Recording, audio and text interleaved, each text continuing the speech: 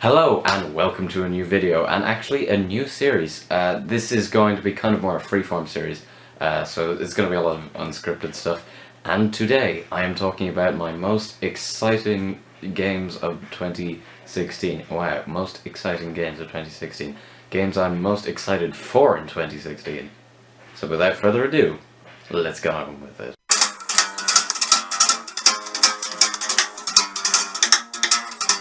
So coming in at number 10, we're going to start off with this game called Lost Reavers. Now this game was revealed during a Nintendo Direct, and it was kind of a bit strange. They had the Tekken producer on and he was saying loads of crazy words like crazy loot and massive multiplayer or whatever. But basically now we know, it was Project Treasure at the time, we now know it's called Lost Reavers, and it is a kind of a horde type game. The producer of Tekken is obviously doing it, it's being published by Namco, but it's being made by Platinum Games, which is very interesting.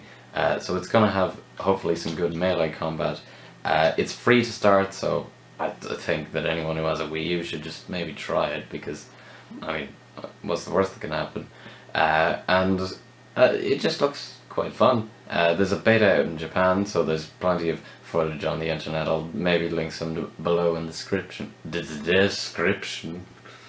beta in Japan, so I'll maybe link some gameplay below in the description.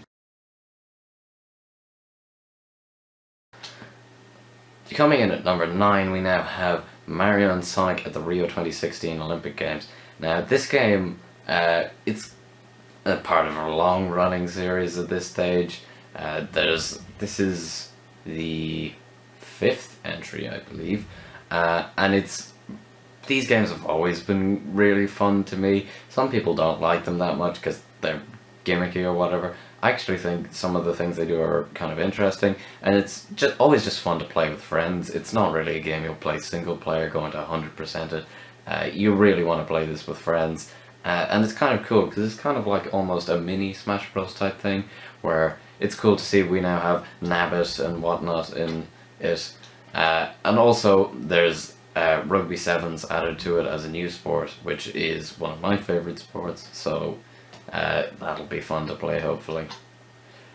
Coming in at number 8, we have Bloodstained. Now this is made by a former producer on the Castlevania series. It's one of those 2D open world style games. The art direction looks absolutely beautiful, and it looks like it should be really fun, and if it's anything like those PS1 Castlevania games, hopefully it will be.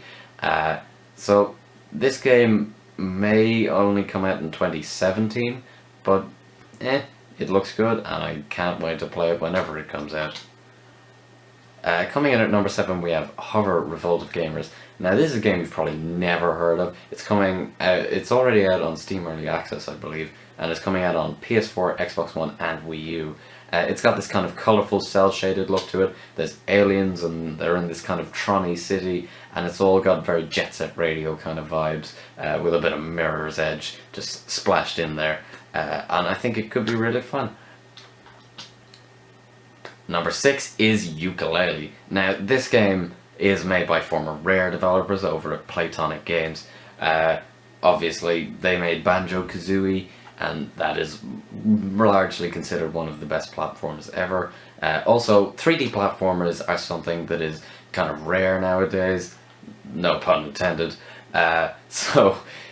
Basically we can now see just a new take on this genre with hopefully bigger levels. They look a lot cooler in terms of the graphic design, looks great in this world, and also hopefully because they don't have the limitations of having to have the N64, where they would have to get as much out of a particular area as possible due to memory limitations.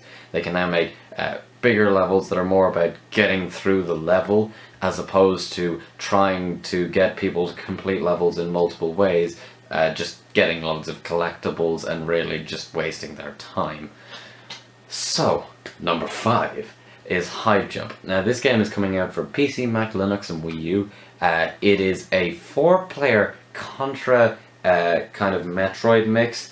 It looks like it could be a lot of fun. There's online multiplayer and local multiplayer, and it's apparently going to use Amiibo as well. The sprite art is just phenomenal. I really suggest you look up some footage of this game. It just looks like it's going to be a lot of fun. So, moving on, we now have number 4. This is Fire Emblem Fates. Now, I think a lot of people are very excited for this. This game looks really cool, the way you can choose your side. Obviously, you'll have to choose your side before because it's been split into 2 different versions, like Pokemon. But you can buy the other campaign and DLC if you want to play it later. So I guess that it kind of helps. The story just looks kind of intriguing. And I've never really gotten into the Fire Emblem games, but after obviously giving SteamWorld Heist my game of the year, I kind of want to get into strategy games a bit more. So hopefully this one will be a good place to start, since it doesn't seem to have too many links to other Fire Emblem games. And, of course, it is already out in Japan, and the general reception is that it's been pretty positively received over there. So, hopefully it'll be just as good when it comes over here. Now, number 3 is one that a lot of people would expect to be at number 1 for somebody who's predominantly playing Wii U games and 3DS games. It's The Legend of Zelda for Wii U. This game we haven't seen much of, but still I am very excited for it. There is a massive open world.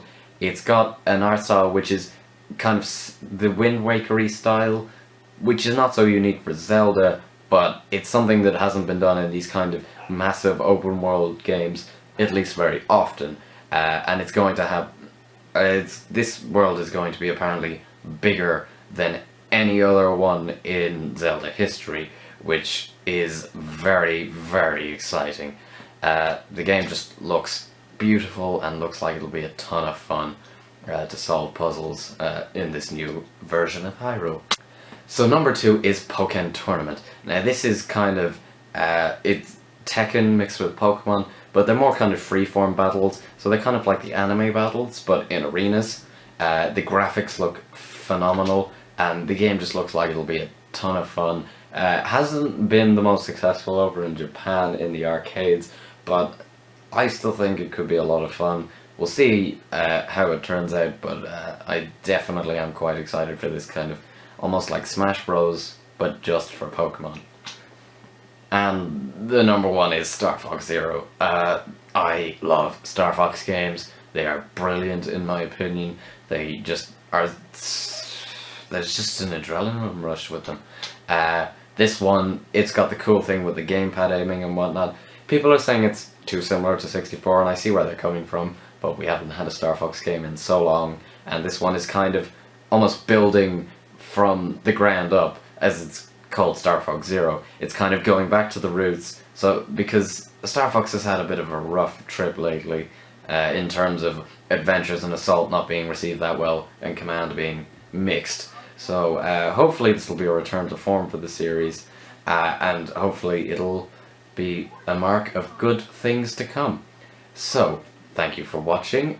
Please like if you like this video, and don't forget to leave a comment on what your most anticipated games of 2016 are. And also, subscribe if you have not already.